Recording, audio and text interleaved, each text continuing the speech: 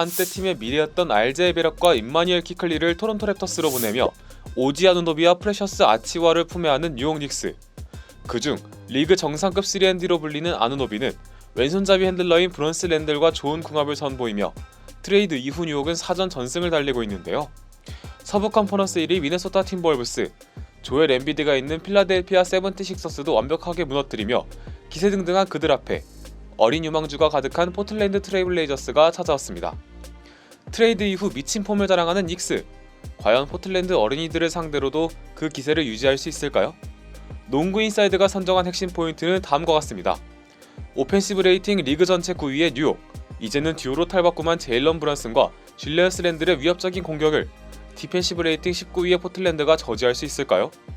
제2의 데릭 로즈, 러셀 웨스트브룩이라 불리지만 현재까진 물음표를 떼어내지 못한 스콧 핸더슨, 과연 농구의 성지와도 같은 매디슨 스퀘어 가든에서 깊은 인상을 남길 수 있을까요?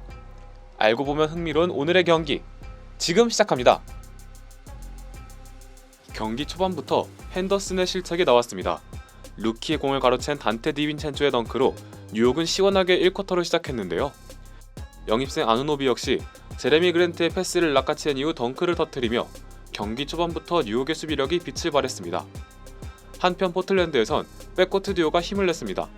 이른 시간 2개의 실책을 범한 핸더슨은 재빠른 핑거롤 레이업으로 득점을 올렸고 팀의 1옵션을 맡은 앰퍼니 사이먼스 역시 연속 7점을 기록하며 가라앉았던 포틀랜드의 분위기를 끌어올렸는데요. 그러나 뉴욕의 새로운 무기 아누노비는 너무나 날카로웠습니다. 좋은 오프볼 움직임이 장점인 그는 브런슨의 패스를 받아 리버스 덩크와 외곽포를 집어넣으며 포틀랜드의 타임아웃을 불렀는데요. 트레이드 이후 뉴욕의 상승세를 그대로 보여주는 장면이었습니다. 작전 타임 이후에도 아누노비는 자신의 장점을 그대로 보여줬습니다. 디빈첸조의 패스를 받아 코너 3점을 꽂는 아누노비. 핸들러가 가득한 뉴욕은 그에게 천국과도 같았고 그는 1쿼터에만 10점을 기록하며 자신의 가치를 증명합니다. 물론 그랜트에게 3점 파울을 범하긴 했으나 적극적이고 왕성한 활동량을 선보이는 그의 수비 마인드 역시 확인할 수 있었는데요. 1쿼터 불타오르는 아누노비는 랜들의 패스를 받아 다시 3점을 적중시켰고 그의 활약에 신난 브런슨 역시 핸더슨을 상대로 득점과 추가 자유투를 뽑아내며 1쿼터부터 뉴욕이 크게 앞서 나가기 시작했습니다.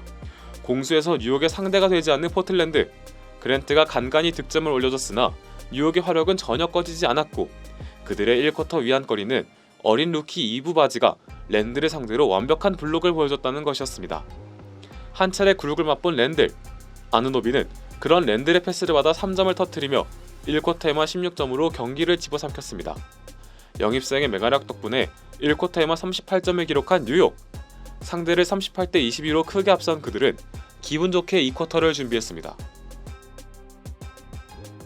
또 다른 영입생 아치우아의 덩크로 시작한 뉴욕의 2쿼터, 더 이상 리드를 허용할 수 없는 셰이든 샤프가 맞불 덩크로 반격에 나섰으나 1쿼터 수모를 겪었던 랜들도 득점과 추가 자유투를 얻어내며 포틀랜드의 어린이들을 상대로 클래스를 과시합니다. 곧이어 랜들이 뿌려준 패스는 좌우 코너에서 퀸틴 그라임스와 브런슨의 연속 3점으로 마무리되며 2쿼터에도 뉴욕은 뜨겁다 못해 팔팔 끓어오르는 화력을 선보였는데요. 조시아트의 득점으로 어느덧 20점 넘게 벌어진 격차, 정교함을 상실한 포틀랜드의 공격은 완전히 얼어버렸고 다시 투입된 아누노비는 공격 리바운드 이후 적극적인 움직임으로 자유투를 얻어냈습니다.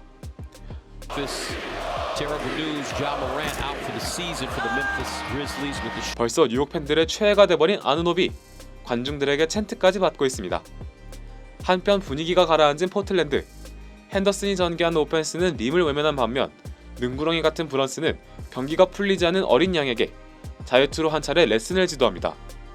이후 한 차례씩 블록을 주고받은 양팀, 핸더슨의 골밑 득점으로 흐름을 끄는 포틀랜드가 디오플리스의 훅샷으로 연속 득점을 가져갔지만 압도적인 경기력 차이를 보여준 닉스가 전반부터 가비지의 향기를 남기고 라커룸으로 향했습니다. 전반전 홈팀에게 압도당하며 큰 리드를 내준 포틀랜드, 특히 자존심을 구겼던 핸더슨은 그랜트에게 좋은 패스를 연결하며 3쿼터를 시작했습니다. 곧이어 자유투까지 얻어내며 추격의 불씨를 붙이려는 듯한 핸더슨. 그러나 오늘 포틀랜드는 실책의 발목을 잡았습니다.